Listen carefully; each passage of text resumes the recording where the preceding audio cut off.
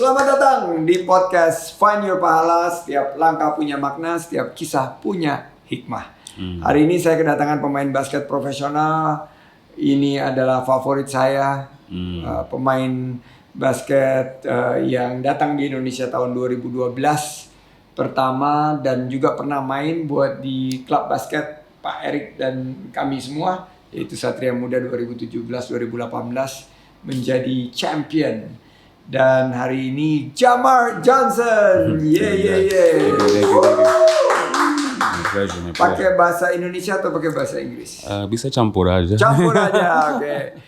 Pak Jamar ini grew up in the US and only learn Islam, pertama kenal Islam ini setelah beberapa tahun di Indonesia, after few years in Indonesia. Jadi saya mungkin mau tanya sedikit pengalamannya.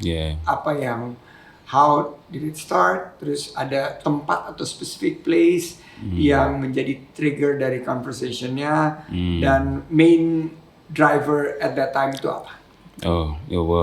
Ini cerita panjang, tapi aku coba pendekin, kecilin ini. Tapi I mean for me, Indonesia showed me a lot of different things. Aku belajar banyak dari sini. For one, I never been outside of America. So waktu ke sini aku datang, semua beda jauh daripada budaya Amerika kan. So for me, it was something aku just wanted to open myself up to at first. But then every day hearing the azan, every day all my friends going to pray. Aku punya banyak teman basket, mereka Muslim juga, so hari Jumat kita cut practice lebih cepat, mereka bisa sholat. So I was getting kind of engulfed in Indonesian and Islamic culture just from being in the basketball world. So but it wasn't until about 2022 where I really kind of decided that I needed, aku capek untuk agama. Aku butuh Tuhan gendong aku. Aku berasa kalau ikut agama terus, kamu coba coba gendong berat hati lu sendiri. Kalau ikut selalu kayak gitu. For me, aku berasa aku akhirnya capek buat trying to find the answer. Aku mau Allah gendong aku. Aku capek. 2012 sudah capek banget. Budaya basket Indonesia up and down. Aku jauh dari keluargaku, tidak ada yang keluarga sendiri di sini juga. Aku just harus setiap liburan aku sendirian karena aku tidak punya keluarga di sini kan. So waktu 2012, 2023 aku baru I received a call from my friend. His name is Langston Hughes. He just called me out of nowhere. He's like, bro, aku berasa kamu harus take your shahada, bro. And I'm like, kenapa, bro? Like, why? And then I'm kind of skeptical at first. But then as we started talking more and I started learning about how so many similarities in the Bible and the Quran. Ya, betul. I think banyak orang tidak tahu itu. Kalau mereka bisa lihat the similarities of, having Moses and Jesus and Mary and everyone in the Quran, people can finally start to see the similarities. And I think people just focus on the differences. For me, aku mau cari apa yang cocok buat hatiku. So when I see that, plus the stories, I was like, I think it's time. And then aku take my shahada through Instagram live with my friend. And that time I knew aku made the right decision because I felt peace. And I think this is why we're here talking about peace. But I didn't feel like aku coba pembuktian itu. Aku just terima itu. And I was like, wow, ini bagus. This is the one. This is right. Well, Islam is peace. Yes. And saya pernah baca ada artikel bahwa salah satu alasan Pak Jamar embrace Islam itu when your career was going through a rough patch, percentage shotnya lagi turun atau lagi menghadapi off the court issue. Bisa diceritakan nggak waktu Boleh. terjadinya itu apakah on or off the court? Itu kayak on the court karena waktu aku datang ke Indonesia, Indonesia tidak punya pemain asing. Betul. Like hanya pemain lokal semua di liga atas IBL kan, NBL juga. Kadang-kadang asing tapi sebelum IBL mulai gak ada asing lagi, NBL juga. So waktu aku datang mereka obviously I'm not Indonesian, tapi aku harus naturalisasi untuk main di IBL. Setiap tahun setelah itu aturan IBL ganti. Satu musim aku kayak lokal, so gak ada asing, aku kayak lokal. Musim selanjutnya aku asing, gak bisa main bareng sama lokal, harus main, ada aturan baru. Dan ada aturan gak ada naturalisasi pemain, hanya asing atau lokal. So gimana aku bisa main? So setiap tahun aturan beda banget. Aku waktu itu aturan aku naturalisasi hitung kayak asing. So kalau tim mau dapat aku, mereka harus pilih dari aku sama beribu orang asing, pemain asing. And it's like not to my advantage kan, because I'm kayak local. So for me it just bingung sekali. Setiap tahun bisa main enggak, up and down. And waktu itu aku tahu tidak dapat kontrak baru karena aturan kayak gitu. So aku just like sedih banget. It's New Year's, January 2012. I mean 2022 ada fireworks going off, and then I'm looking at on my balcony watching like, wow, this is what am I gonna do? Nah, what am I gonna do with my life? Gimana aku bisa jalan lagi dari sini? Karena gak bisa main, gak ada opportunitas. And then that's the time my friend called me, same time, which is the craziest thing. So I feel that waktu itu aku pasti cari solusi yang terbaik buat hidup jalan aku.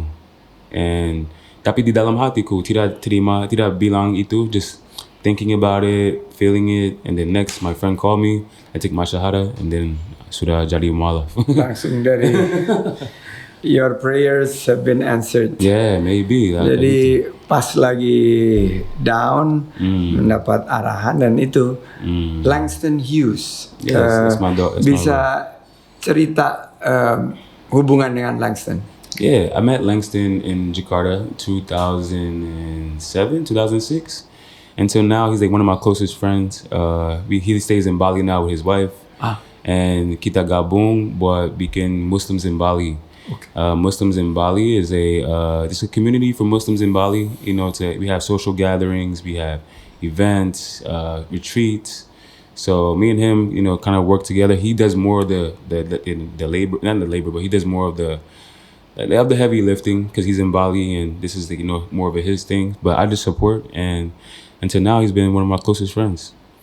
Dan you join also classes, communities untuk learn more about the faith? To be honest with you, I'm kind of learning just from people. The same way aku belajar bahasa Indonesia. So I learned through relationship. You know, I think kalau orang bisa cerita sendirian dari hati mereka of their experience in Islam, I think that's more impactful daripada aku coba ikut sendirian. Jadi belajar dari mentorship gitu ya? Yeah, mentorship kayak gitu. Mentorship. Langsung ya? Yeah, mentorship and sharing with other Muslim friends. Just all that. But to be honest, it's kind of hard here karena everything is in Bahasa Indonesia. Even on the Friday prayer, like the message is preached. It's preached in Bahasa. I mean, I can speak Bahasa. I understand Bahasa, but sometimes I need it in English. Yeah. Just to grasp it fully, I need it in English. So, yeah lah. Ini menginspirasi sekali pengalaman. And terima kasih sudah sharing. Yeah. Nah, waktu setelah declare syahada, perasaannya seperti apa? Damai. Akhirnya berasa damai banget. Berasa, aku ingat waktu aku sholat Jumat pertama. Aku kalau aku sholat Jumat, aku mau ke Istiqlal. Yang paling gede, aku mau lihat. Aku coba. The Grand Mosque. Yeah, I wanna go there, right kan? So aku coba, aku latihan pagi, Then me and my friends, we go to the mosque.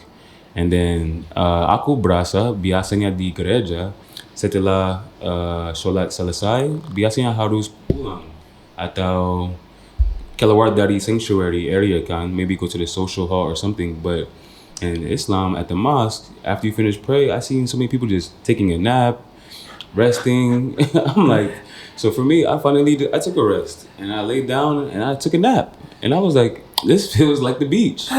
This feels like, I never felt like being able to like approach God, pray, and then just relax. And I felt like, wow, that's what it should feel like to me. So yeah. Damai dan tenang, tentram ya. Communities Yeah. like Muslim in Bali, Rise 11th. Yes. Tell us more. Yeah. Well, Rise 11th is definitely a youth-inspired brand that we want to show. This is it, right? Yeah, we want to, inspire the youth. They're showing that Islamic culture, Muslim culture is not just for the older generation. It's something that's currently right now that is impacting all of our lives. And if we call ourselves as Muslims, that we have a community that we can share, we can grow, we can we bounce ideas off of, and just also wear cool urban gear like this, so Very comfortable. right, yeah, I love it. Nyaman banget. 11 ini apa? I think it's a surah. It's a surah from one of the surahs, yeah. But I'm not the creator of the brand, to be honest with you, to describe that. But yeah, it's one of the surahs, and I'm not sure which one, but I think it's one of the 11th ones. Maybe you know. Yeah. Let's find out. Surat ke-11 ya, kita lihat surat ke-11 itu adalah surat Hud. Ya, surat Hud itu turun di Mekah. 120 Hud is the name of a prophet Hud. Jadi ini salah satu surah yang menjadi andalan dan banyak dibaca karena ini letaknya antara Prophet Joseph and Prophet Jonah, Yusuf dan Yunus, Nabi Yusuf dan Nabi Yunus, ini surat Hud. Wow, jadi nomor 11 ya. Ini saya akan baca malam ini untuk lebih familiarkan lebih. Tapi these two communities, what message you try to convey? Apa pesan yang dan kegiatan konkretnya tuh apa aja? I think satu, that Islam is for everyone. Who wants to accept Allah and the Prophet. But two, it's that the big message is we promote peace. We promote a community of peace. And Muslims in Bali is not just Indonesian Muslims there. There's Muslims from all over the world. So the unity, the community, the value of peace amongst each other is what we want to show in our community and through the brand. Peace, that no matter where you're from, what country, you have a home here in Islam. You have a home here in our faith, and we want to promote that and show that in various different ways with our brand, with our clothing, with our gatherings. But I think, the big message is peace. You can come as you are, come and join us, and you're gonna find a home. You can find a home here with us. Okay. Nah, untuk teman-teman di luar sana yang lagi cari seperti Jamar Johnson di 2022, mencari spiritual direction, ada pesan nggak? Any tips buat mereka? Itu berat pertanyaan karena setiap orang beda kan, situasi beda. Aku berasa kalau di dalam hidup masing-masing sekarang mereka punya yang masalah besar, punya situasi mau perbaiki, punya mungkin masalah di hati sendiri, mungkin marah sama orang dari in the past, or broken hearted from a relationship.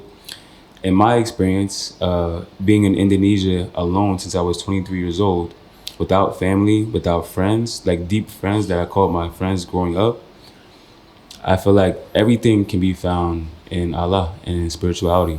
Everything that you're looking for, everything that you long for, everything that you hope you can find in people, can be found in Islam and through Allah, in my opinion. And I feel that you don't have to be a religious person to be a spiritual person. And before you adapt a religion, you're first a spiritual person. You're a human being. And in that space, there's something that gave you that spirit that you align to, whether you accept or not. Can we, do you feel like you want to grow deeper into that connection? And I feel like many people, they'll search everything else besides within. They'll search outside. They go, try to fit into the social crowd. They'll try to be something on the external, tapi di dalam masih sakit gimana. So I think if you have anything in your life, or even if your life is going well, you don't even have to have a problem to go to Allah, in my opinion. You can just be happy already, and then Allah makes it even better. Because in my opinion, in my experience, everything is better when I'm grateful. And when I'm finally grateful and thankful for what I have in my life, itu kaya berasa the same as the mosque. It berasa kaya the same, like the feeling of just peace, tranquility, and your acceptance of the situation, your acceptance of reality at the moment, your acceptance of yourself at the moment. All these things make sense for some reason when you finally are grateful for them. And I think if you don't, whether you're rich or poor or any other religion, without gratefulness, it doesn't even feel like you have it, right? You can have the most beautiful wife, but you're not grateful for her. But does it matter, kan? Or the best job in the world, but you're not grateful for it. Every day, kamu sakit hati datang ke situ, kan? So for me, I think the most important is maybe you may not have to go through the up and down, tapi I think kalau kamu gak bisa membangun gratefulness sendiri, bersyukur ya. yeah. Harus bersyukur. Okay. Yes. They did not prepare rapid questions, tapi karena sebagai pencinta bola basket, saya mau tanya beberapa pertanyaan cepat. Dan Bapak bisa membantu menjawab. Iya lah, boleh. Boleh ya? Boleh. Pemain basket terbaik dalam sejarah? Di seluruh dunia? Di seluruh dunia. Untuk saya, Michael Jordan lah. Michael Jordan masih Michael Jordan. For me lah. Pemain basket Muslim terbaik seluruh dunia. For me, Kyrie Irving. That's easy. Kyrie Irving. Yeah, he's from New Jersey juga. So, dari New Jersey juga. Yeah, same kota. So it's crazy. Yeah. Okay. Jika Jamar Johnson punya 3 detik terakhir atau 2 detik terakhir, and your team down by 1, you need to pass to somebody. Siapa orangnya? Wow. The best closer. To tembak atau ke drive, like serang kering atau tembak? Terserah. I mean, harus point. Harus point karena you're down by 1. Harus pass. And you have pass because you're pretty much blocked. Oh man. Okay. I think I'm gonna pass to one of my favorite players in Indonesia. I'm gonna give a big respect to him because kita mulai same time at JLS night, and kita kaya posisi sama, tapi waktu aku datang minute play dia kurang. The next season he say to me, aku MVP lagi. Dia sekarang punya 3 MVP local. Wow. And 3 cincin juga, 3 juara juga. 3 juara sama CLS semuanya? No, dia baru tahun lalu sama Dewa United. Oh, Dewa ya. Then sama Aspak. And sama aku bareng di CLS Night. Nama dia is Caleb Remo Gemilang. Oh, yeah, Caleb. Kalau aku harus passing, benar-benar, yeah. And Caleb buka, aku, yeah. Kau usah lihat lagi, passing yang pulang aja. Masuk. Pasti. Okay, the best game, pertandingan terbaik yang Jamar pernah nonton ever. Nonton. Wow. That's a good question. The best question NBA game I ever watched. The best, man. I would say maybe the best game. I think it maybe is kayak seru karena it's NBA playoff. Aku nonton di college waktu kuliah. The 76ers. 76ers lawan. Aku lupa. Tapi the game goes to overtime. JJ Redick, do you know JJ Redick? Yeah. He has to make JJ Redick. He has a good 3 points. He went crazy. He hit like 4 threes in a row. They go to overtime. He makes like 2 more threes. But aku nonton live. The place is erupted. Yeah, oh my gosh. Erupted with cheer. This guy just went crazy. And 76ers won. Yes. I forget the name of the team that they played against, to be honest. It's a little far away, long time ago, and I forget the game, but it was in the playoff. Okay. He went Terakhir, crazy. Yes. the 5th questions. Yes. I played a little bit with Jaylen Brown when Jaylen Brown visit Indonesia di 2018. Wow. Great player. Dan pertanyaannya, will he step up next season in the place of Jason Tatum? Dia bisa nggak menggantikan role-nya Jason dan Celtics chance untuk menang seperti apa? For me, any opportunitas besar buat Jaylen Brown. Karena biasanya dia bareng kan Tatum sama Jason Tatum. Sekarang Tatum gak mungkin main musim depan. Ini tanggung jawab besar buat Jaylen Brown. Kalau dia bisa bawa mereka ke playoff atau ke semifinal atau apa, diguntung dia. Dia harus mengguntung itu, kan?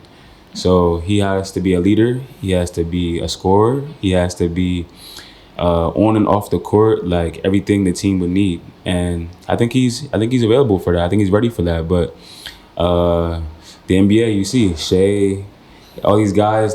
You see these guys just like it's just not going to be easy. Tapi aku berasa dia pasti. I think he's the Finals MVP kan waktu mereka juara. So pasti dia sudah siap for the moment. But without Jason, I think he's gonna have a bigger burden to carry. Can he do it? Inshallah. Baik, terakhir, final words, harapan. What's your hope and closing remarks? Yeah. I just want to say thank you first for having me here. No, it's a big honor for me. I'm a big fan. It's a big honor for me. It's great. So thank you so much for having me. But closing remarks. Thank you all for watching this far. And like I said before, I'm not gonna try to be a pastor or a teacher, but I feel like Allah and my journey in Islam has been something that I will never regret. I think I've learned so much about myself, mainly in the sense of personal responsibility. I feel like praying Sholat is different than praying as a Christian because it's movement and it's actually physical. Even when I went to Umrah, it's exercise. I'm like running. I didn't expect all these. I didn't expect it to be a mind, body, and spiritual experience. So for me, I'm really, really happy to be here. Happy to be Wallaf Muslim. But fun fact, my name is Jamar, and my mother named me that name because she said it's a beautiful name. In Arabic, my name means beauty. So I think from birth, all of it was like predestined for me to come to the largest Muslim country in the world, become the first naturalized player in this country, and to accept Islam in this country. So thank you guys for having me, and all Indonesia who shows me love, and to this day, thank you for your support. I always read your DMs. You guys know if you DM me, I respond. I always read your questions, and I just want to say thank you all and all Indonesia for all the love since the beginning. So thank you. Thank you. Sukses untuk Jamar. Assalamualaikum warahmatullahi wabarakatuh. Peace. Peace. Thank you so much for doing this. No, it's my pleasure, man. This was awesome. Yeah.